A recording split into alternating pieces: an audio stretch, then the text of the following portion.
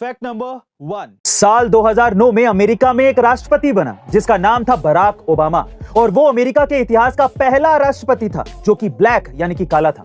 और सबसे हैरानी की बात यह है कि उस समय अमेरिका के 85% वोट गोरे लोगों के थे और सिर्फ 15% वोट काले लोगों के थे। लेकिन फिर भी बराक ओबामा जीत गए और उन्हें राष्ट्रपति चुनाव के इतिहास में सबसे ज्यादा वोट मिले। पता है क्यों? क्योंकि बराक ओबामा ने चुनाव से पहले अमेरिका के लोगों से वादा किया था कि वो अमेरिका के उन भ्रष्ट नेताओं का काला धन वापस लाएंगे जो उन सब ने विदेशी बैंकों में छुपाकर रखा है। फिर क्या था? चुनाव जीतते ही बराक ओबामा ने अपना वादा पूरा किया और लगभग 270 अरब डॉलर यानी कि करीब 38 लाख करोड़ रुपए का काला धन अमेरिका में वापस ले आए। Fact number 2। आजकल हमारे देश में कई लोग ऐसे हैं जो हिंदी छोड़ अंग्रेजी बोलने पर खुद को 30 बार खा समझते हैं, क्योंकि उन्हें लगता है कि अंग्रेजी भाषा एक अंतर्राष्ट्रीय भाषा है।